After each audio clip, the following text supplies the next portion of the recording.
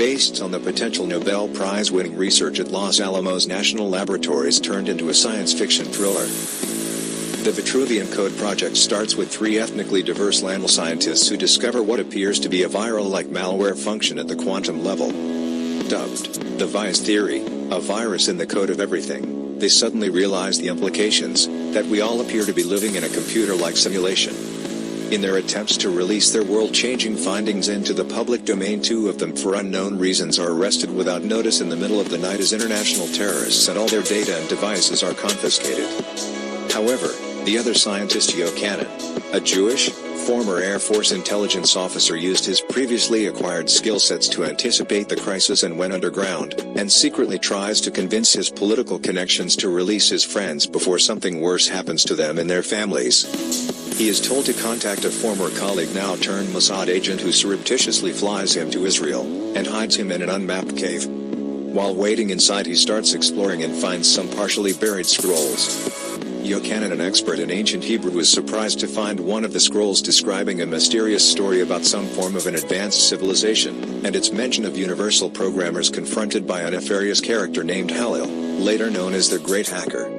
The story goes on to explain that apparently, Halil was one of their most trusted universal messengers, having had full access to a limited version of the universal source code containing only good.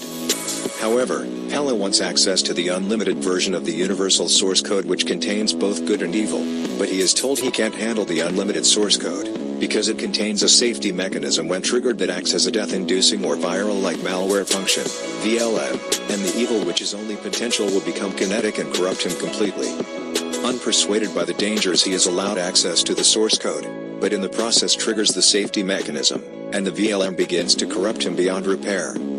Halil then leads a rebellion of 1/3 of all the universal messengers, and is allowed to travel throughout all the programmed realms to test all the other prototype caretaker beings as to whether they will accept his offer to become like the universal programmers, knowing good and evil, in exchange for control and authority over everything in their respective realms.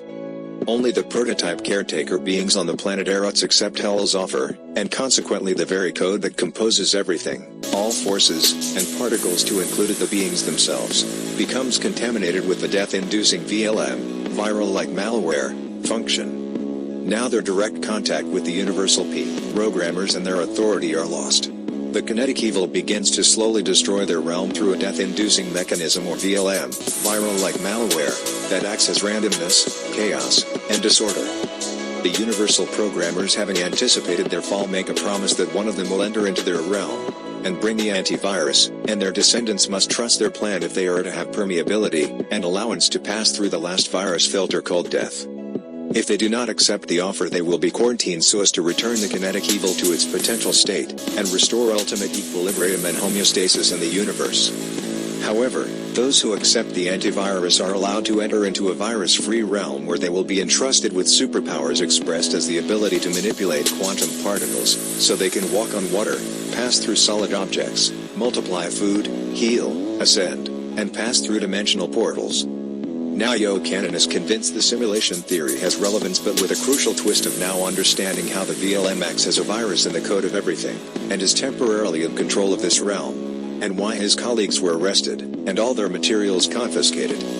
And so begins the secretive journey to convince others how the simulation works and the dangers of the VLM and the need for the antivirus.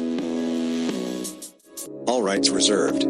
All materials and related ideas are protected by the U.S. Copyright Office and registered with the Writers Guild of America West. No usage, duplication in whole or part are granted unless express advanced written permission is given by the author Howard DeLaCruz-Bancroft.